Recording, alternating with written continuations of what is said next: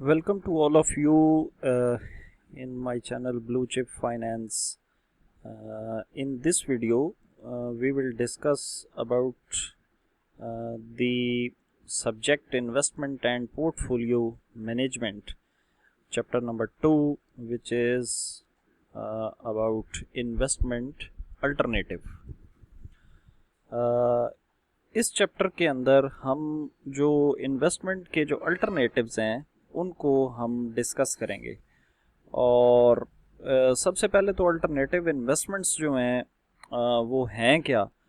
देखें, एक आपकी इन्वेस्टमेंट का एक ट्रेडिशनल मोड है, या आप उसको कह सकते हैं कन्वेंशनल इन्वेस्टमेंट्स, जो आम तौर पे लोग जो हैं वो मार्केट के अंदर परफॉर्म करते हैं, इन्वेस्ट करते हैं पैसा मुख्तलिफ चीज़ों में। तो वो तो आपकी ट्रेडिशनल इन्वेस्टमेंट्स जो हैं वो कहलाएंगी। आम लोग जो हैं छोटे छोटे प्रोजेक्ट्स के अंदर पैसा इन्वेस्ट कर देते हैं, कोई शॉप के अंदर इन्वेस्ट कर देता है, कोई किसी छोटे से घर में इन्वेस्ट कर देता है। तो ये तो आपकी जो ट्रेडिशनल या कन्वेंशनल इन्वेस्टमेंट्स हैं ये तो वो हैं। इससे हट के अल्टरनेटिव इन्वेस्टमेंट्स जो हैं, इन्वेस्टमेंट का एक बहुत बड़ी दुनिया है। तो इसके अंदर आप जिस वक्त देखेंगे तो अल्टरनेटिव इन्वेस्टमेंट्स के आप बहुत सारे सोर्सेज आपको मिलेंगे। अब अल्टरनेटिव इन्वेस्टमेंट के अंदर जो सबसे पहली चीज़ आ जाती है वो आ जाती है प्राइवेट इक्विटी फंड। अब पहले नंबर पे तो ये मैंने आपकी आसानी के लिए ये मुख्तलिफ इसके हाईलाइट कर दिए हैं, ताकि आप जस्ट इसको थ्योरेटिकली जिस वक्त आप लिखें तो आप इन पॉइंट्स को डिस्कशन के अंदर मर्ज कर लें, एंड दैट इज़ एनफ। सबसे पहली बात तो ये है कि प्राइवेट इक्विटी फंड जो है ये एक प्राइवेट कंपनीज़ में एक कलेक्टिव इन्वेस्टमेंट टाइप की एक टेक्निक है, जो कि मुख्तलिफ किस्म की इक्विटीज़ को ख़रीदने के अंदर आप यूज़ करते हैं। और हाई लेवरेज्ड बाय आउट है ये LBO। लेवरेज का क्या मतलब है कि आप जिस वक्त इस को बाय करते हैं, तो अगर आप लोन लेकर फाइनेंस करके इस प्रोजेक्ट को आप जिस वक्त बाय करते हैं तो वो लेवरेज बाय आउट कहलाएगा। यानी आप अपने पास से पैसा यूज़ नहीं कर रहे, बल्कि आप किसी और जगह से फाइनेंस कर रहे हैं पैसे को इस प्रोजेक्ट के अंदर। ये जो प्राइवेट इक्विटी फंड्स हैं, इनके अंदर जो रिस्क और रिवार्ड का जो रिलेशन है वो आप जानते ही होंगे। हम उसमें कॉर्पोरेट फाइनेंस के अंदर बड़ा डिटेल से रिस्क एंड रिटर्न को देखते हैं, या आइदर इन फाइनेंशियल मैनेजमेंट और कॉर्पोरेट फाइनेंस कि रिस्क और रिटर्न का आपस में पॉजिटिव रिलेशन है। अगर रिस्क बढ़ेगा तो रिटर्न भी बढ़ेगा। तो अगर रिस्क इसमें हाई है तो ऑब्वियस सी बात है कि जो आपका रिटर्न है वो भी इसके अंदर हाई होगा। दूसरा जो अल्टरनेटिव इन्वेस्टमेंट की जो टेक्निक है वो कहलाती है हेज फंड्स। हेज फंड्स जो है, ये पहले तो बात यह है कि ये जो हेज है लफ्ज़, इस हेज का क्या मतलब है। तो हेज जो है, हेज का लफ्ज़ी तौर पे जो इसका मतलब है वो है बाड़ लगाना। यानी कि आप अपनी किसी भी प्रॉपर्टी को आप क्या करते हैं, कॉर्डन ऑफ करते हैं। तो मतलब उसको सिक्योर करने की आप कोशिश करते हैं, आप एक बाउंड्री या एक फेंस जो है वो लगाते हैं। तो ये टेक्निक जो है जी, बुनियादी तौर पे हेज का तो ये मतलब है। लॉन्ग शॉर्ट इक्विटी मॉडल का क्या मतलब है? लॉन्ग शॉर्ट इक्विटी मॉडल का ये मतलब है कि ये डुअल एस्पेक्ट इन्वेस्टमेंट है। डुअल एस्पेक्ट इन्वेस्टमेंट से क्या मुराद है कि एक तो ये हो गया कि आप कम रेट के ऊपर एक चीज़ को बाय करते हैं और हाई रेट के ऊपर जाकर उस चीज़ को सेल करते हैं। बड़े सिंपल वर्ड्स के अंदर इसको समझने की कोशिश करें। इन्वेस्टमेंट जो है ये ओवरऑल टॉपिक, ये मैं आपको बताऊं कि ये बड़ा कॉम्प्लिकेटेड सा टॉपिक है, लेकिन कॉम्प्लिकेटेड जो है हम जिस वक्त उसको आसान लफ्ज़ों में समझने की कोशिश करेंगे तो बड़ा इजीली समझ आना शुरू हो जाएगा कि आप कम प्राइस के ऊपर एक चीज़ लेते हैं और उसको ज़्यादा प्राइस के ऊपर आप बेचते हैं। तो जो डिफरेंस है बिटवीन बाइंग एंड सेलिंग वो आपका प्रॉफिट है। फिर दूसरे नंबर पे आप देखें कि आप ज़्यादा रेट के ऊपर एक चीज़ को सेल कर देते हैं और कम रेट के ऊपर उस चीज़ को आप दोबारा से बाय कर लेते हैं। तो असल में इसके अंदर आप देखें कि आप ज़्यादा रेट के ऊपर यूनिट्स बेच रहे हैं और कम रेट के ऊपर उन्हीं यूनिट्स को बाय कर रहे हैं, तो वो भी आपका प्रॉफिट है। असल जो इसके ऊपर फोकस आप कर रहे हैं, किसके ऊपर कर रहे हैं? यूनिट्स के ऊपर, कि कम रेट के ऊपर यूनिट्स को बेचा, बाय किया, और ज़्यादा रेट के ऊपर यूनिट्स को सेल कर दिया, तो वो प्रॉफिट है। अब दूसरे एस्पेक्ट से आ जाएं कि ज़्यादा रेट के ऊपर आपने यूनिट्स को सेल किया और कम रेट के ऊपर आके उन्हीं यूनिट्स को बाय कर लिया, तो ये होगी लॉन्ग शॉर्ट इक्विटी मॉडल।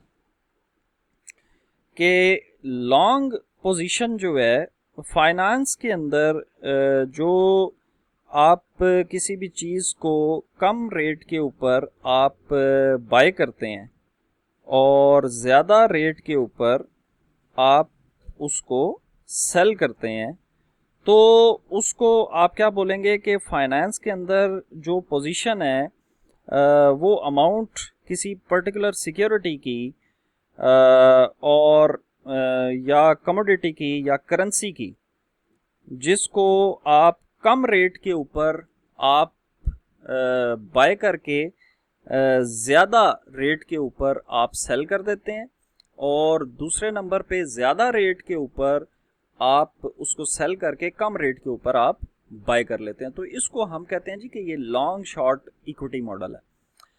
फिर दूसरे नंबर के ऊपर स्पेकुलेटिव टेक्निक है। स्पेकुलेटिव टेक्निक क्या है?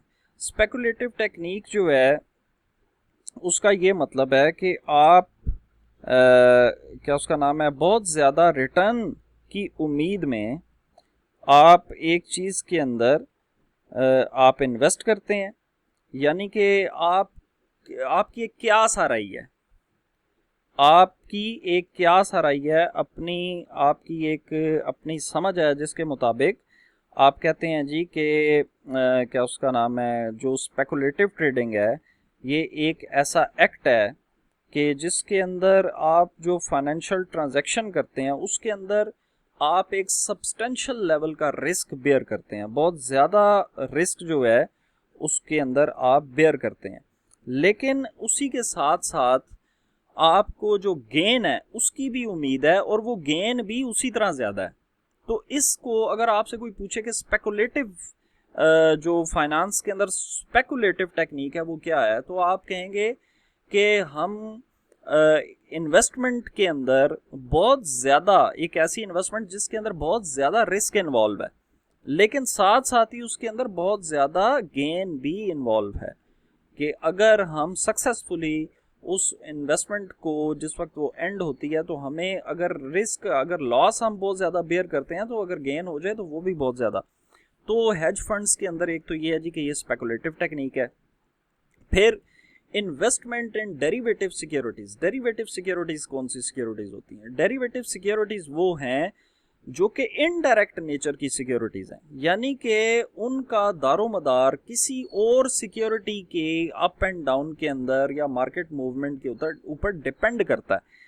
तो ये ऑप्शंस भी हो सकता है, फ्यूचर्स भी हो सकता है, या फॉरवर्ड कॉन्ट्रैक्ट्स जो हैं वो भी हो सकते हैं। फ्यूचर के अंदर आप ये कह सकते हैं जी, फ्यूचर टेक्निक क्या है?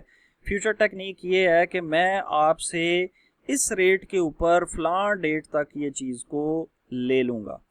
अब मार्केट के अंदर उस वक्त रेट क्या है, ये मार्केट के ऊपर डिपेंड करता है, तो इसको हम कहेंगे कि ये फ्यूचर टेक्निक है। तो ये इसका थर्ड पॉइंट है कि ये डेरिवेटिव सिक्योरिटीज़ जो हैं वो भी इसके अंदर आती हैं। अब उसके बाद जो ऑप्शन है, ऑप्शन क्या है? ऑप्शन जो है ये भी एक तरह से कॉन्ट्रैक्ट ही है, ये भी एक एग्रीमेंट है बायर और सेलर के बीच में, कि वो जिसके अंदर जो बाय करने वाला है उसको ऑप्शन देता है, राइट, उसको राइट देता है, उसको हक देता है, लेकिन उसके अंदर ऑब्लिगेशन नहीं है कि आप आपकी मर्जी है कि आप उस रेट के ऊपर उस चीज़ को लें, जो भी एक डेट जो तय की गई है, और क्या उसका नाम है, उस डेट के ऊपर उस इन्वेस्टमेंट को वो बाय करता है या नहीं करता, ये उस इन्वेस्टर के ऊपर है। तो ये है ऑप्शन, इसी वजह से इसको ऑप्शन कहा जाता है। और इसके अंदर जैसे इसमें लॉन्ग शॉर्ट डिस्कस हुआ है, तो इसमें कॉल और पुट ऑप्शंस जो हैं वो हम नाम देते हैं call and put option.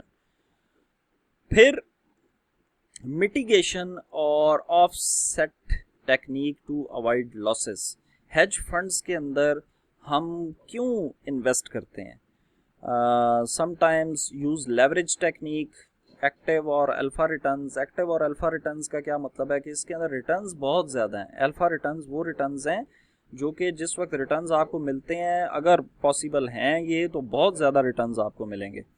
Leverage technique हम पहले से डिस्कस कर चुके हैं ये ऊपर एलबीओ में, कि कभी कभी हेज फंड्स के अंदर लेवरेज टेक्निक जो है उसको यूज़ किया जाता है, यानी कि आप किसी एक्सटर्नल सोर्स से आप फंड लेके इसके अंदर इन्वेस्ट करते हैं। और मिटिगेशन या ऑफसेट टेक्निक क्या है कि आप लॉसेस को ऑफसेट करने के लिए हेज फंड्स के अंदर आप इन्वेस्ट करते हैं पोर्टफोलियोज के अंदर। मिसाल के तौर पे अगर किसी एक चीज़ के अंदर आपको लॉस होने का इम्कान है, तो आप किसी अल्टरनेटिव इन्वेस्टमेंट में आप इन्वेस्ट कर देते हैं जहां से आपको हाई रिटर्न्स या अल्फा रिटर्न्स मिलने का इम्कान है। तो इन सब पॉइंट्स को आप आपस में कनेक्ट करके आप इसको थ्योरेटिकली प्रेजेंट कर सकते हैं। उसके बाद जो तीसरी अल्टरनेटिव इन्वेस्टमेंट की टेक्निक है वो है रियल एस्टेट। अब रियल एस्टेट आप फेमिलियर होंगे सारे ही इसके अंदर, कि रियल एस्टेट जो है वो मतलब कंस्ट्रक्शन से रिलेटेड है। उसके अंदर जो इन्वेस्टमेंट है रेजिडेंशियल एरियाज़ के अंदर, वेयर हाउसेज के अंदर, होटल्स के अंदर, मुख्तलिफ़ किस्म के ऑफिसेज हैं, अपार्टमेंट्स हैं और लॉट ऑफ अदर थिंग्स। तो ये भी एक तरह की डेट या इक्विटी इन्वेस्टमेंट है। आप डेट की शक्ल में इन्वेस्ट करते हैं। आप कोई भी जिसको भी आप इन्वेस्ट कर रहे हैं जिसके पास, उसको आप डेट की सूरत में ये अमाउंट देते हैं और वो फिर आगे से इन मुख्तलिफ प्रोजेक्ट्स के अंदर वो इन्वेस्ट करता है। और ये इन्वेस्टमेंट जो है ये थ्रू प्राइवेट सोर्सेज भी हो सकती है, यानी कि आप अपना प्राइवेट सोर्स यूज़ करके डायरेक्टली उस प्रोजेक्ट के अंदर इन्वेस्ट करते हैं। और ये इन्वेस्टमेंट जो है REIT के ज़रिए भी हो सकती है। REIT क्या है जी? Real estate investment trusts.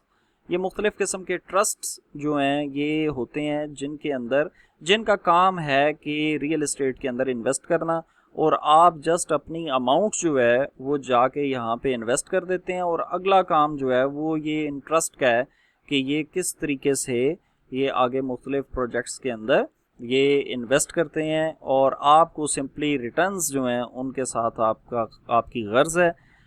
तीसरा जो इसका मॉडल है, प्राइवेट डायरेक्ट इन्वेस्टमेंट के बाद REIT और उसके बाद MBS, मॉर्गेज बैक सिक्योरिटीज़, कि आप मुख्तलिफ मॉर्गेज बैक सिक्योरिटीज़ की सूरत में भी आप इसके अंदर इन्वेस्ट कर सकते हैं। यानी कि आपकी जो सिक्योरिटी है वो एसेट बैक्ड है और इसके ऊपर आपको जो इनकम हासिल होगी वो भी फिक्स नेचर की है। यानी कल अगर लॉस होता है, एसेट बैक सिक्योरिटीज़ या मॉर्गेज बैक सिक्योरिटीज़ ये वो सिक्योरिटीज़ हैं कि इन केस ऑफ लॉस, अगर कल आपको लॉस हो जाता है तो वो आपकी जो इन्वेस्टमेंट है वो एसेट बैक्ड है, यानी कि उस एसेट को आप मार्केट में सेल करके आप की जो रिकवरी है वो मुमकिन है।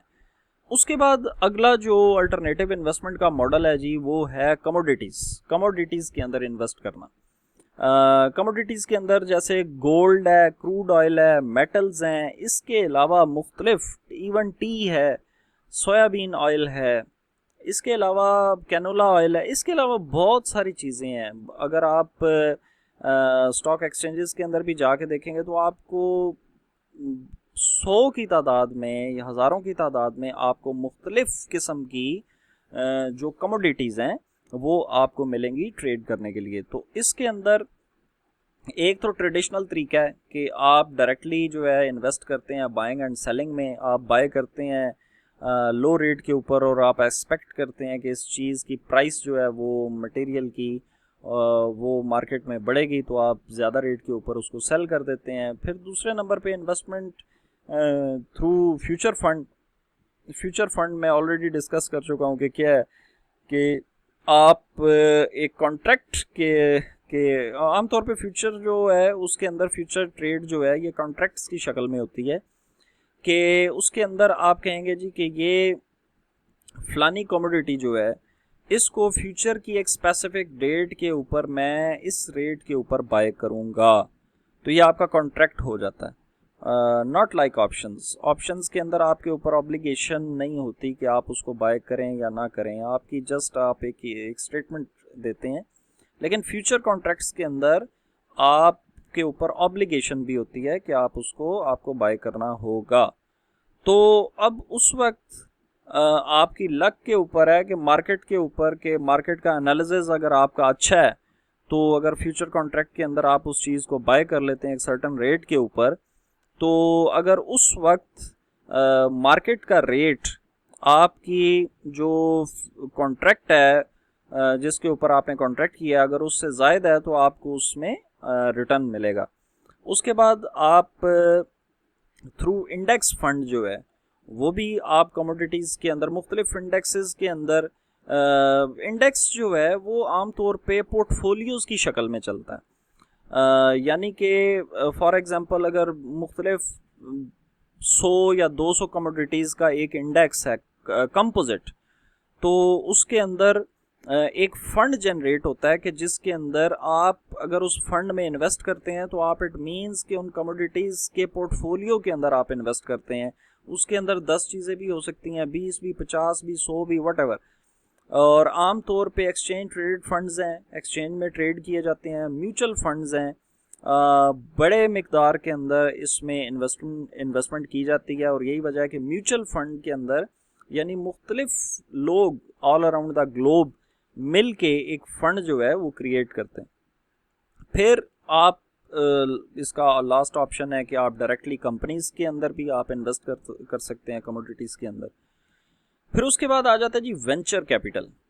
ये भी एक प्राइवेट इक्विटी है और ये आम तौर पे जो बिल्कुल नई कंपनीज़ होती हैं जिनको हम स्टार्टअप कंपनीज़ बोलते हैं, और या ऐसी कंपनीज़ जो कि नई तो नहीं हैं, वो पहले से क्रिएट हो चुकी हैं लेकिन वो अभी अपने इंट्रोडक्टरी लेवल के ऊपर हैं, तो उन कंपनीज़ को हम कहेंगे स्केल अप कंपनीज़। तो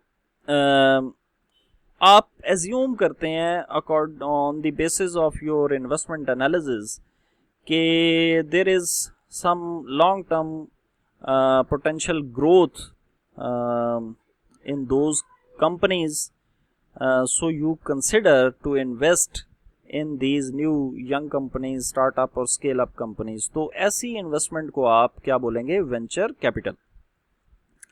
फिर उसके बाद आ जाता है जी इंफ्रास्ट्रक्चर। इंफ्रास्ट्रक्चर्स के अंदर ये भी एक अल्टरनेटिव इन्वेस्टमेंट है। इंफ्रास्ट्रक्चर्स के अंदर आप जाके इन्वेस्ट करते हैं, बड़ा आसान है इसको समझना। जो बड़े बड़े बहुत बड़े प्रोजेक्ट्स हैं, जैगेंटिक लेवल के जो प्रोजेक्ट्स हैं, उनके अंदर रोड्स भी हैं, ब्रिजेस भी हैं, रेलवेज हैं, एयरपोर्ट्स हैं, डैम्स एटसेट्रा व्हाटएवर, तो इनके अंदर आप इन्वेस्टमेंट करते हैं। ये एक्सचेंज ट्रेडेड भी हैं, एक्सचेंज के अंदर भी ये फंड जो हैं ये ट्रेड किए जाते हैं। कुछ ऐसे भी फंड्स हैं जो कि एक्सचेंज के अंदर ट्रेड नहीं किए जाते, जबकि उनके अंदर डायरेक्ट इन्वेस्टमेंट होती है। तो अभी फॉर एग्जांपल अगर आप देखें सी पैक को, तो इसके अंदर भी मतलब मुख्तलिफ़ किस्म के इंफ्रास्ट्रक्चर लेवल की जो इन्वेस्टमेंट्स हैं ये अवेलेबल होती हैं। फिर जो बहुत बड़े मैसिव लेवल के ऊपर जो इंफ्रास्ट्रक्चर्स हैं उनके लिए मुख्तलिफ़ कंसोर्शियम्स बनाए जाते हैं और उनके अंदर उन कंसोर्शियम्स के अंदर मुख्तलिफ़ किस्म की कंपनीज़ मिल के अपने फंड्स को इन्वेस्ट करती हैं, क्योंकि वो जो प्रोजेक्ट है वो इस लेवल का है कि छोटे मोटे पैमाने के ऊपर उसके अंदर वो कोई एक कंपनी या दो कंपनीज उस प्रोजेक्ट को कंप्लीट नहीं कर सकती, बल्कि उनका जो स्केल है वो बहुत बड़ा लार्ज स्केल के ऊपर वो प्रोजेक्ट होता है। तो उसके लिए मुख्तलिफ कंसोर्शियम्स जो हैं मुख्तलिफ कंपनीज़ के या लोगों के, वो फिर इसके अंदर बनाए जाते हैं। उसके बाद आ जाता है जी एक्सचेंज ट्रेडेड फंड्स। ये हम ऑलरेडी डिस्कस भी कर चुके हैं इनडायरेक्टली। ऐसे तमाम फंड्स जो कि एक्सचेंज के अंदर ट्रेड होते हैं, उनके अंदर स्टॉक्स भी हैं, कमोडिटीज़ भी हैं, बॉन्ड्स भी हैं, करेंसीज भी हैं, ये सारी चीज़ें जो हैं ये स्टॉक एक्सचेंज के अंदर ट्रेड की जाती हैं। और ये ऐसे फंड्स हैं जो कि स्टॉक एक्सचेंज के अंदर ट्रेड किए जाते हैं। इनको मैनेज करना कॉस्ट के अतबार से हम ये कंसिडर करते हैं कि ये लो मैनेजमेंट कॉस्ट इन्वॉल्व होती है इनके अंदर। और इन फंड्स को या इनमें इन्वेस्ट करने के लिए आपको कंसल्ट करना पड़ता है ब्रोकर्स के साथ, और आप थ्रू ब्रोकर आप इन फंड्स के अंदर इन्वेस्ट करते हैं। और इनको मैनेज करना जो है वो कंपैरेटिवली बड़ा इजी है। और फिर एक और आ जाता है जी अदर इंटेंजिबल एसेट्स, मुख्तलिफ किस्म के coins, antiques, paintings, intangible assets. और ये आप फेमिलियर ही होंगे इन चीज़ों से कि इनको भी आप इन्वेस्ट करके सेल करते हैं। मुख्तलिफ एंटीक पेंटिंग्स होती हैं, एंटीक्स होते हैं, मुख्तलिफ किस्म के कॉइन्स होते हैं। इसके अलावा मुख्तलिफ किस्म की इंटेंजिबल एसेट्स होते हैं जो कि वर्थ के अतबार से वो बहुत अहम होते हैं लेकिन टेंजेबल नहीं होते। तो इनको आप नॉर्मली जो है वो सेल करते हैं ऑक्शंस की शक्ल में, नीलामी की शक्ल में आप इनको सेल करते हैं। इसके अलावा भी हैं अल्टरनेटिव इन्वेस्टमेंट, लेकिन ये इनफ है आपके लिए। इनको कंसिडर करें और इनको रिपीट करें और अपने वर्ड्स के अंदर इनको लिखने की कोशिश करें। जो लास्ट असाइनमेंट मैंने आपको दी थी, जो स्पेसिफिक जो मेरे स्टूडेंट्स हैं उन्होंने बहुत ज़बरदस्त उसके ऊपर परफॉर्म किया, और उनकी परफॉर्मेंस से मैं बहुत ज़्यादा इंस्पायर हूँ। और आई होप कि आप इसके अंदर भी बिल्कुल उसी तरह बिहेव करेंगे। Thank you.